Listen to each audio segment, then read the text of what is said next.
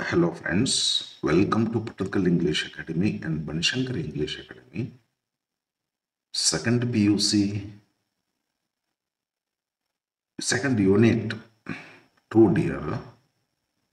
ಈ ಲೆಸನ್ ಮೇಲಿಂದ ಏನು 2 ಮಾರ್ಕ್ ಕ್ವಶನ್ಸ್ಗಳದಾವಲ್ಲ ಕ್ವಶನ್ ಬ್ಯಾಂಕ್ನಲ್ಲಿ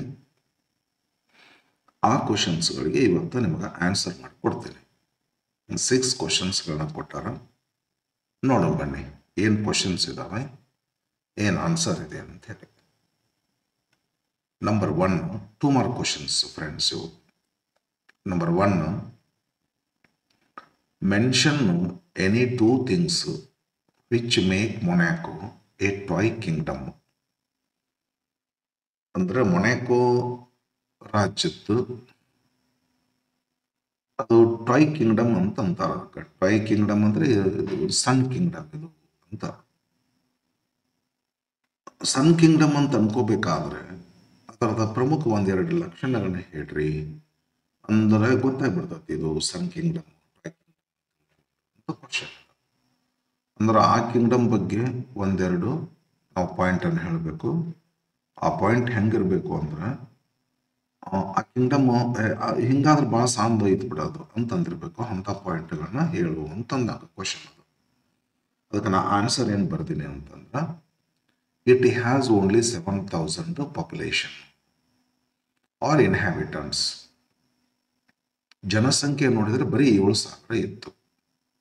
it was smaller then a big town ಐತೆ. ಹಾಗಾಗಿ ಈ point it shows very clearly that Monaco was a toy kingdom. ಹಂಗೆ ಇನ್ನೊಂದು ಪಾಯಿಂಟ್ ಬರೀರಿ, 2 ಮಾರ್ಕ್ಸ್ ಕ್ವಶನ್ ಇದು.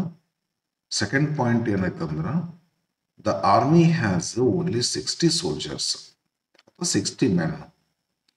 ಆರ್ಮಿ ನೋಡ್ರಿ ನೀವು ರೀ, ಎಷ್ಟು ಜನ ಒಂದು ಕ್ಲಾಸ್ನಾಗ ಇರ್ತಾರೆ, 70-80 ಜನ ವಿದ್ಯಾರ್ಥಿಗಳು. ಒಂದು ದೇಶದ ಆರ್ಮಿ 60 ಅಂತಂದ್ರೆ ಆರಾಮಾಗಿ ಗೊತ್ತಾಗ್ತದೆ ಬಹಳ ಸಣ್ಣ ರಾಜ್ಯ ಅಂತೇಳಿ. ಓಕೆ, 2 ಪಾಯಿಂಟ್ಗಳು ಹೇಳಂದ್ರೆ 2 ಪಾಯಿಂಟ್ಗಳನ್ನ ಹೇಳಿದ್ವಿ. Finished. Second question, name the 2 countries that bordered Monaco ಅಂತ ಹೇಳಿ.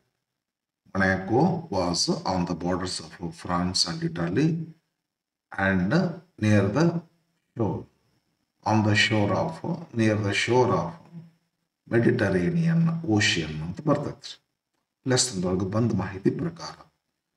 ಅದಕ್ಕೆ ಇವರು ಮೊನಾಕೋ ಇರುವಂಥ ಯಾವ 2 ದೇಶಗಳ ಬಾರ್ಡರ್ ಮೇಲೆ ಮೊನಾಕೋ ಇದೆ ಅಂತ ಹೇಳ್ತಾರೆ. ಯಾವ 2 ದೇಶದ ಬಾರ್ಡರ್ ಮೇಲೆ ಮೊನಾಕೋ ಇದೆ ಅಂದ್ರೆ France and Italy. Yes, finished. Third, mention any 2 supporting staff or officials of the king of Monaco.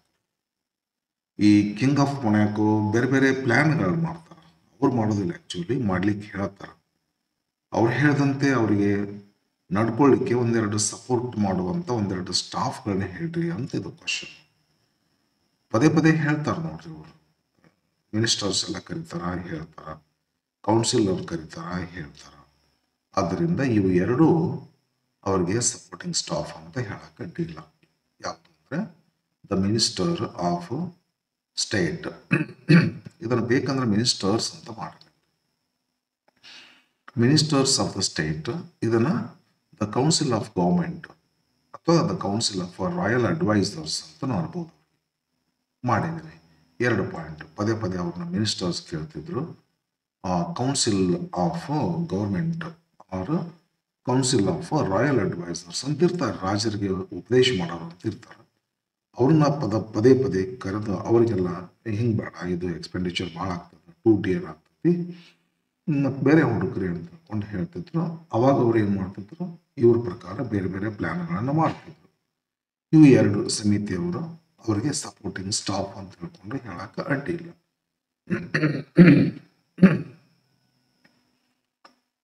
Fourth question, name any 2 correct. Name any 2 commodities that were taxed in Monaco.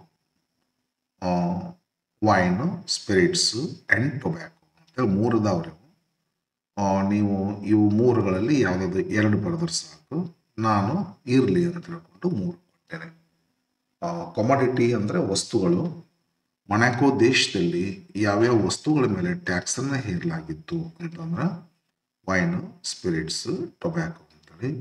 ಇನ್ನೊಂದು special source of revenue ಅಂತ ಬರ್ತೈತಿ, gaming house, but ಅದನ್ನು ಕೇಳಿಲ್ಲ, ಹೀಗಾಗಿ ಬರೋದಿಲ್ಲ. Fifth question, which commodities did the king of Monaco draw revenue from? Repeat ಆಗಿದೆ question, ಕೇಳುವುದು words ಬದಲಾವಣೆ ಮಾಡ್ಯಾರ. ಬಟ್ ಕ್ವಶನ್ ಅದ ಮೀನಿಂಗು ಫೋರ್ತ್ ಮತ್ತು ಫಿಫ್ತ್ ಒಂದೇ, ಆದ್ದರಿಂದ ಆನ್ಸರ್ ಅದೇ ಬರ್ತದೆ, wine, spirits and tobacco. Question number 6, who were the main beneficiaries of gaming house in Monaco whether one loses or wins ಅಂತ. ಅದು ಹಂಗಾಗಿತ್ತು. ಗೇಮಿಂಗ್ ಹೌಸ್ಗೆ ಯಾರೆಲ್ಲ ಹೋಗ್ತಾರ ಅವರೆಲ್ಲ ಅಲ್ಲಿ ರೂಲೆಟ್ ಅಂತ ಒಂದು ಪ್ಲೇ ಇತ್ತು.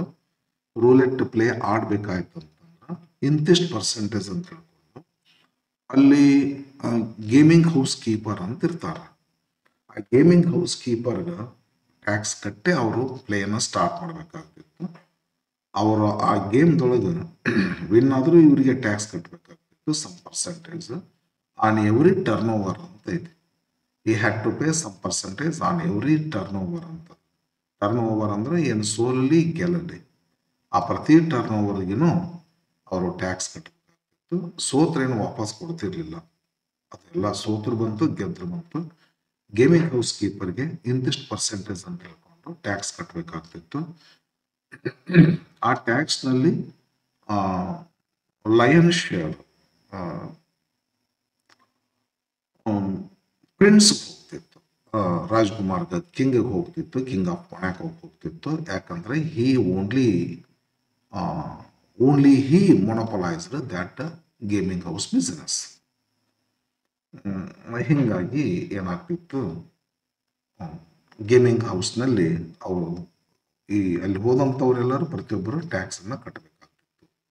ಆ ಟ್ಯಾಕ್ಸಿನ ಮುಖ್ಯ ಬೆನಿಫಿಷಿಯರೀಸ್, ಫಲಾನುಭವಿಗಳು ಅಂತ ಬೆನಿಫಿಷಿಯರೀಸ್ ಅಂದ್ರೆ ಟ್ಯಾಕ್ಸ್ ಇಲ್ಲಿ ಕಟ್ಟಿದ ಮೇಲೆ ಆ ಟ್ಯಾಕ್ಸ್ದು ಯಾರಿಗೆ ಹೋಗ್ತಿತ್ತು, ಆ ಟ್ಯಾಕ್ಸನ್ನು ಯಾರು ತಗೊಂತಿದ್ರು, ಆ ಟ್ಯಾಕ್ಸಿನ ಫಲಾನುಭವಿಗಳು ಯಾರು ಅಂತ ಕೇಳಿದ್ರೆ ಕ್ವಶನ್. ಅಂದರೆ ಟ್ಯಾಕ್ಸಿನ ಬೆನಿಫಿಷಿಯರೀಸ್ ಯಾರು ಅಂದರೆ ದ ಕಿಂಗ್ ಇಲ್ಲ ಪ್ರಿನ್ಸ್, ಎರಡು ಒಂದೇ ಮೀನಿಂಗ್, ಯಾವುದಾದ್ರೂ ಒಂದು ಬರೀರಿ. ದ ಕಿಂಗ್ ಆಫ್ ಮೊನಾಕೋ ಇಬ್ಬರಿಗೆ ಹೋಗ್ತಿತ್ತು ಅದು ಒಟ್ಟಾರೆ, ಒಬ್ಬರಿಗೆ ಅಲ್ಲ. ಮತ್ತು ಇನ್ನೊಬ್ಬರು ಯಾರು ಅಂತ ಕೇಳಿದ್ರೆ the keeper of gaming house. ಇವರಿಬ್ಬರು ಬಂದಂಥ ಟ್ಯಾಕ್ಸನ್ನು ಶೇರ್ ಮಾಡ್ಕೋತಿದ್ರು ಅಂತ ಹೇಳ್ಕೊಂಡು. Thank you for watching. Next ವಿಡಿಯೋದಲ್ಲಿ ಥರ್ಡ್ ಯೂನಿಟ್ನೊಂದಿಗೆ ಭೇಟಿ ಆಗ್ತೀನಿ. Okay, bye, see you in the next video.